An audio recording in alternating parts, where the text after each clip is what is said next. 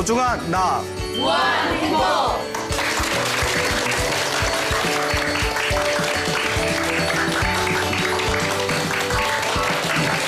예, 만나서 반갑습니다. 반갑습니다. 예, 광우 스님이라고 합니다. 저희 불교에는 4대 명절이 있습니다. 4대 명절 다 아시나요? 예, 그렇죠. 예, 어차피 뭐 아신다고 해도 막상 또 물어보면 대답을 못 하지 않습니까? 예, 그 불교의 4대 명절이라고 있는데 첫 번째가 부처님 오신 날. 네, 부처님, 석가탄신일이라고도 하죠. 부처님 오신 날입니다. 언제죠? 예, 음력 4월 8일이 됩니다. 음력으로 4월 8일. 그리고 부처님께서 출가하신 날. 예, 부처님께서 29살에 머리를 깎고 출가를 하십니다. 그 출가를 하신 날을 출가제일이라고 불리우죠. 출가제일이 음력으로 2월 8일 날이 되겠습니다. 그리고 부처님께서 출가를 하시고 6년 후에 보리수 나무 아래에서 완전한 깨달음을 얻게 되십니다. 그래서 도를 이루셨다 해가지고 성도제일이라고 불리웁니다. 성도제일은 음력으로 12월 8일이 되겠습니다. 그리고 부처님께서 나이가 80살이 되셨을 때 이 육체의 몸을 벗어 던지시고 이 세상을 떠나시게 됩니다. 그래서 우리가 열반에 드셨다라고 표현을 하죠. 그래서 열반제일이라고 해가지고 열반제일은 음력으로 2월 15일, 2월 보름이 되겠습니다. 그래서 부처님 오신 날, 부처님께서 출가하신 날, 부처님께서 깨달음을 얻으신 날, 그리고 부처님께서 열반을 하신 날. 그래서 이것을 4대 명절이라고 불리우게 됩니다. 그래서 오늘은 이제 우리가 출가제일이 코앞에 다가왔지 않습니까? 네. 그래서 음력 2월 8일 출가제일을 또 우리가 기념해서 오늘은 부처님의 출가에 대해서 한번 간단하게 또 짚어보는 시간을 가져보도록 하겠습니다. 여러분, 출가라는 말은 많이 들어보셨죠? 네. 예, 출가의 뜻이 한자 한문 그대로 풀이하자면 집에서 나왔다는 뜻이에요. 예, 집에서 벗어났다. 집에서 벗어났다라는 출가를 크게 두 가지 의미로 해석을 합니다. 첫째는 이제 집을 벗어났다. 여기서 말하는 집은 첫째 의미로 세속적인 욕망을 뜻합니다. 즉 세속, 세상의 욕망에서 벗어났다라는 의미가 담겨져 있습니다. 세상의 욕망, 우리 세상 사람들, 머리를 기르고 있는 이 바깥 사람들, 세상 사람들이 살아가는 욕망이 크게 5가지가 있다고 합니다. 식욕이 있고, 성욕이 있고, 수면욕이 있고, 그리고 재물에 대한 욕망이 있고, 마지막에 명예, 사람들에게 관심받고 우러름을 받고 싶어하는 명예에 대한 욕망이 있죠. 이것을 오욕이라고 합니다. 그래서 이 오욕을 즐기는 탐욕의 마음을 오욕락이라고 하죠. 그래서 이 오욕의 세계, 중생들이 끊임없이 스스로 이제 충족시키고자 하는 이 거대한 마음의 욕망에서 벗어난 것을 바로 출가라고 하는 겁니다. 세속적인 욕망에서 벗어나서 오로지 무엇을 닦겠다.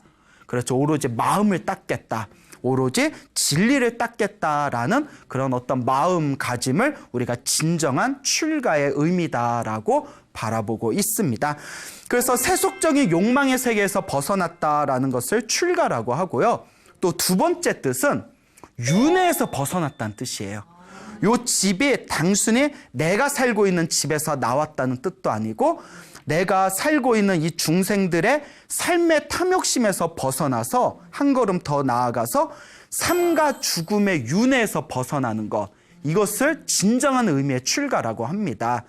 우리 불교는 윤회의 가르침이죠. 그래서 인과 업보라고 하지 않습니까? 여러분들이 지은 업은 다 어떻게 한다고 했죠?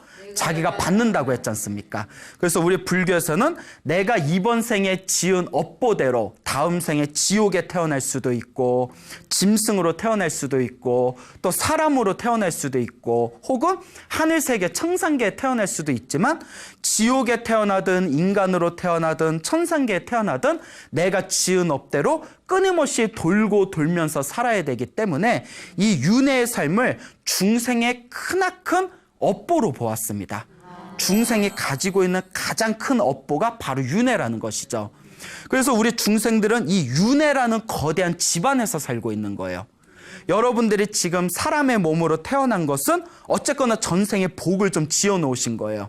근데 이번 생에 더 복을 짓고 선업을 짓고 공덕을 지으신다면 다음 생에 더 좋은 몸을 받을 것이고, 이번 생에 힘들게 사람의 몸으로 태어났는데 또 허망한 삶을 살게 된다면 다음 생에 지금보다 더 안 좋은 몸을 받게 되겠죠.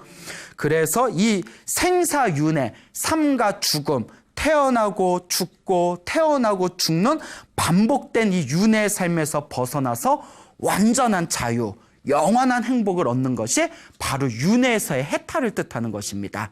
그래서 윤회라는 집에서, 윤회라는 이 욕망의 이 업보의 집에서 완전히 벗어난 것이 바로 출가다라고 우리 부처님께서 말씀을 하셨습니다. 그래서 그 청정도론이라는 좋은 책이 있어요. 우리 스님들이 공부하시는 청정도론이라는 책에 보면 출가자, 머리를 깎고 집에서 나온 출가자의 정의를 내리기를 윤회를 두려워하는 자라고 표현을 했습니다. 여러분들, 우리가 욕망 속에 살아가는 사람들은 윤회를 두려워하지 않습니다. 오히려 에이 그딴 게 어딨어, 죽으면 끝이지 라고 이야기를 한다든가, 아이고 사는 것도 힘들어 죽겠는데 죽는 거는 또 왜 걱정해? 뭐 이렇게 얘기하시는 분들도 있고, 또 사람이 지금 당장의 욕망에 달콤함에 취하게 되면 내가 다음 생에 무엇으로 태어날지 이런 것에 대한 아무런 어떤 두려움을 가지고 있질 않습니다.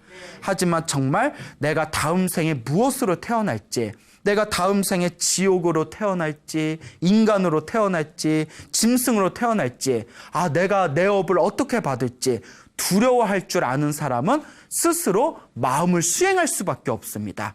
그래서 출가 수행자를 윤회를 두려워하는 자, 즉 윤회에서 벗어나고자 노력하는 자라고 정의를 내렸습니다. 자, 이와 같이 집에서 벗어난다는 의미는 세속적인 욕망에서 벗어나겠다라는 의지를 표현하기도 하고요. 또 삶과 죽음의 윤회에서 완전한 자유를 얻겠다라는 그런 의미를 담고 있는 것이 바로 출가가 되겠습니다. 자, 여러분들이 알고 계시는 2600여 년 전에 세상에 출현하신 우리 이 석가모니 부처님께서도 출가하시기 전에는 원래 한 나라의 왕자였습니다. 이 시다르타 왕자가 굉장히 어렸을 때부터 온갖 쾌락과 즐거움을 누리면서 살아가게 됩니다.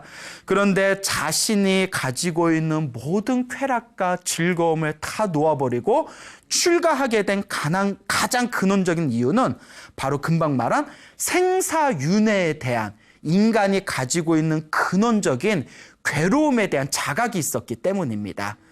그런데 우리 부처님께서, 이 석가모니 부처님께서 2600여 년 전에 왕자의 몸으로 태어나서 머리를 깎고 출가해서 부처님이 되셨지만 여러분들이 한 가지 놓쳐서는 안 되는 것이 있습니다. 그것이 무엇인고 하면 이번 생에 완전한 깨달음을 얻으신 부처님들께서는 이미 과거 전생에 이번 생에 부처님이 된다는 것이 다 약속받은 분들이었어요. 이번 생에 얼떨결에 출가해가지고 돌을 닦아서 부처님이 되신 게 아니라, 여러분 제가 항상 말씀드렸죠. 석가모니 부처님 이전에도 수많은 부처님이 계셨고 석가모니 부처님 이후에도 수많은 부처님들이 세상에 출현하신다라고 여러 번 말씀을 드렸습니다. 그 모든 부처님들은 이미 과거 전생에 열심히 수행을 하셔서 이미 부처님이 되기로 결정되신 분들입니다. 그래서 이 세상에 부처님으로 출현하시는 모든 분들은 과거에 아주 오랜 과거 전생에 나도 미래 세상에 부처님이 되겠습니다라고 서원을 세운 분들이에요. 그러니까 우리 석가모니 부처님께서도 머나먼 과거 전생에 이미 당신이 미래 세상에 이 사바세계 지구라는 땅에서 그 인도에서 부처가 되어 세상에 출현하여 중생들을 제도하겠다라고 서원을 세우셨던 분입니다. 그래서 우리 경전에 보면 우리 석가모니 부처님께서 머나먼 과거 전생에 다음과 같은 서원을 세우셨답니다. 어떤 이야기인고 하니, 머나먼 과거 전생에 인간의 인식으로는 헤아릴 수 없는 수많은 과거 전생 또 다른 차원의 또 다른 세계에 부처님이 계셨답니다. 근데 그 부처님의 이름도 석가모니 부처님이셨대요. 그 부처님도 석가모니셨는데 이 석가모니 부처님에게 아난다라는 제자가 있었대요. 아난이라는 이름을 가진 제자가 있었는데 하루는 아난 스님을 불러서 아난이여, 내가 등이 너무 아파서 그런데 이게 좋은 기름을 등에다 바르면 등의 통증이 좀 사라질 것 같다. 그러니까 마을에 가서 기름을 좀 얻어오거라라고 이제 부탁을 하십니다. 그래서 아난 스님께서 이제 석가모니 부처님의 이제 그 부탁을 받고 마을에 천천히 내려가셔요. 마을에 내려가셔서 기름을 구하려고 하는데 그때 광치라는 이름을 가진, 이름이 광치예요. 광치라는 이름을 가진 어느 도예가를 만나게 됩니다. 도자기를 만드는 사람을. 이 광치라는 사람이 평소에 불심이 굉장히 깊었던 사람이었는데 자기가 존경하는 아난 스님을 마을에서 마주치고, 아니 스님, 지금 공양 때도 아닌데 어쩐 일로 마을에 오셨습니까? 무엇이 필요하십니까? 라고 여쭤보니까 이 아난 스님이 자초지종을 다 설명을 합니다. 그러니까 광치가, 아이고 스님, 저희 집에 엄청나게 좋은 최고급 기름이 있습니다. 그걸 제가 공양 올리고 싶으니 저에게 복을 지을 기회를 주십시오라고 이제 청을 하게 되죠. 그러니까 아난 스님이, 그러면 우리 그 광치, 우리 신도분이 주시는 기름을 가지고 갑시다. 그래서 광치가 자기 집에서 가장 좋은 최고급 기름을 다 꺼내가지고 석가모니 부처님이 계신 그 이제 사원에 올라갑니다. 그 부처님한테 다 약을, 이제 기름을 이렇게 공양을 올리면서 부처님의 아프신 등줄기에 자기가 직접 기름을 이렇게 발라드리는 거예요. 기름을 이렇게 발라드리면서 기분 좋으셔요? 막 이러면서 기름을 싹, 부처님 몸에 기름 바르는 공덕이 얼마나 크겠어요.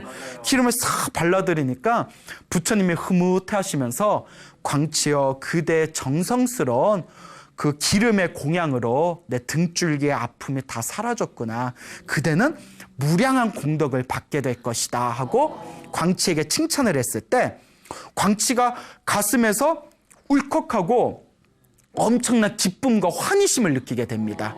그 자리에서 눈물이 막 글썽글썽거리면서 가장 존경하는 스승님께 칭찬을 받았으니까 얼마나 기쁘겠어요.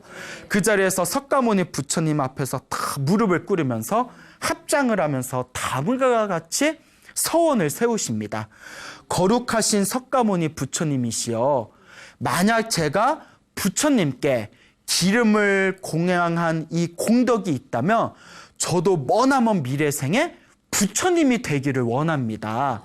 만약 제가 머나먼 미래생에 부처님이 된다면 제가 가장 존경하는 석가모니 부처님의 이름과 똑같은 석가모니라고 불리우기를 제가 간절하게 발언드립니다라고 부처님 앞에서 서원을 세웁니다. 그때 부처님께서 그대의 원과 같이 반드시 이루어질 것이다 라고 부처님께서 이제 허락을 하시게 되죠. 이와 같이 석가모니 부처님 앞에서 기름 공양을 올리고 그 공덕의 힘으로 저도 미래 세상에 석가모니 부처님과 똑같은 존재가 되겠습니다 라고 서원을 세운 그때의 인연으로 수많은 세월이 지난 뒤에 이 사바세계 2600년 전에 석가모니라는 이름의 부처님으로 새롭게 이 세상에 나투시게 된 것이다 라는 내용이 나오고 있습니다. 이와 같이 이번 생에 출현하신, 미래에 출현하시거나 과거에 출현하신 모든 부처님들께서는 이미 오랜 과거 전에 당신이 부처님이 되시겠다라는 서원을 세우고 수많은 태어나고 죽는 윤회의 삶 속에서 복덕과 지혜를 닦고 수행하고 육바라밀을 완성하신 분들입니다. 그렇기 때문에 이번 생에 부처님이 되신 것은 과거 전생에 수많은 수행을 하셨기 때문에 이번 생에 부처님이 되신 것이 결정된 것이다 라고 우리가 바라보면 되겠습니다. 그러니까 이번 생에 부처님이 되시는 게 결정된 거라면 출가도 어떻게 된 걸까요? 결정된 거죠. 이미 이번 생에 출가하시기로 다 결정이 된 것입니다. 그렇게 이제 이 사바세계 2600년 전에 그 지금의 네팔 부근의 이제 카펠라 성이라는 곳에 아버지는 정반왕이고 어머니는 마야 부인이라는 이 아버지 왕과 어머니 사이에서 이제 시다르타 왕자로서 세상에 태어나게 됩니다.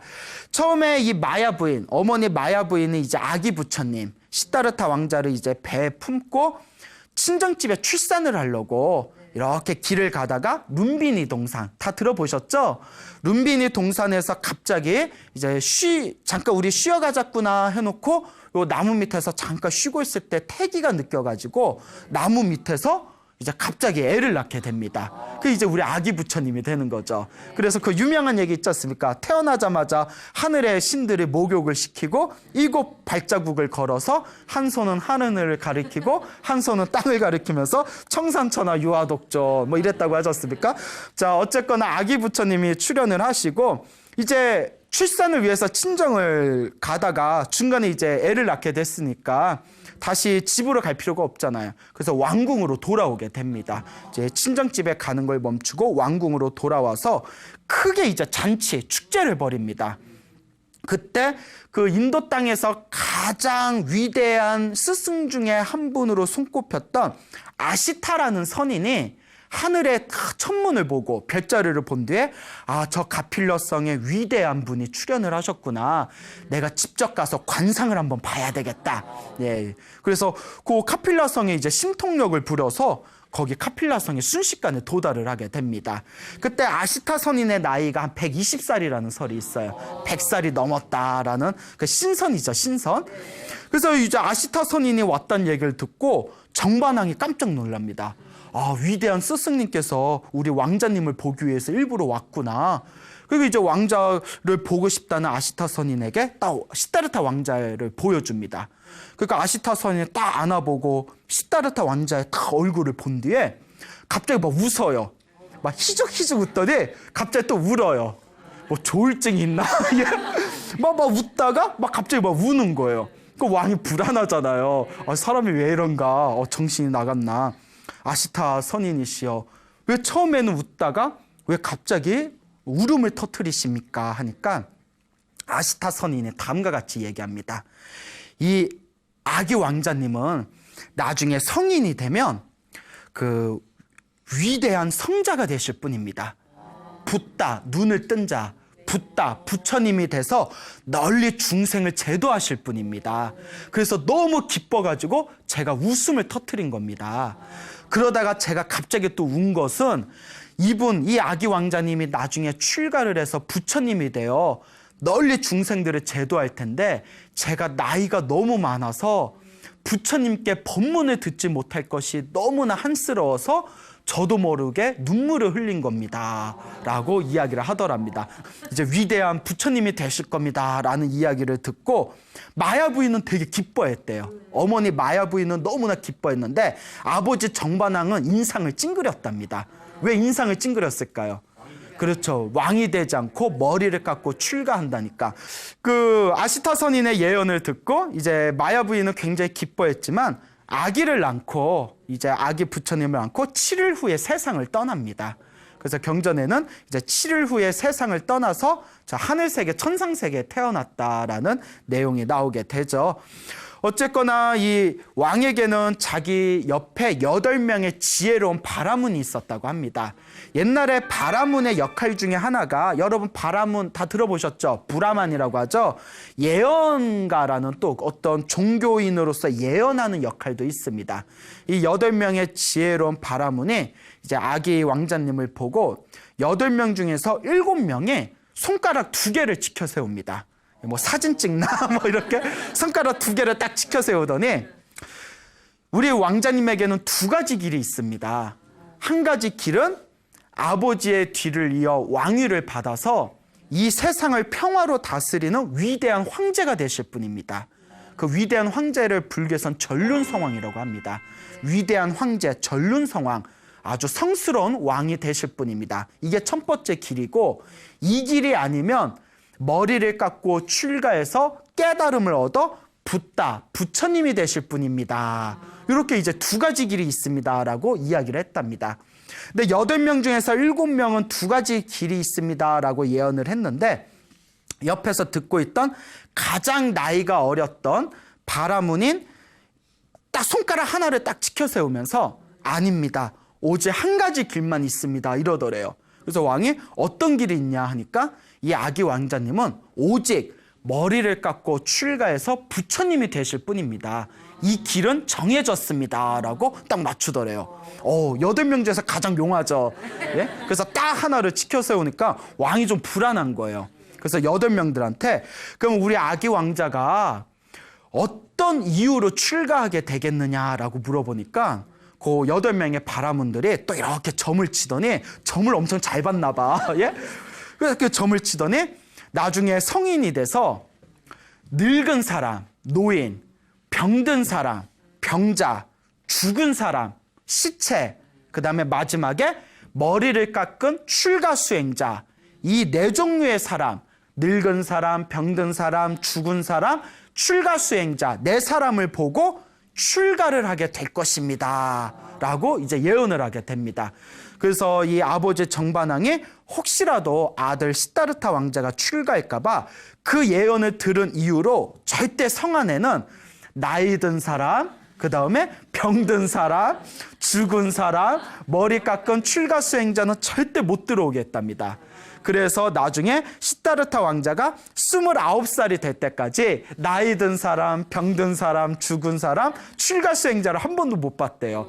지금 같으면 뭐 TV나 인터넷 있으면 봤을 텐데 아예 못 들어오게 문지기들한테 지키니까 그러니까 나이 든 것도 서러운데 성에도 못 가. 예, 하여튼 그런 이야기가 전해지고 있습니다.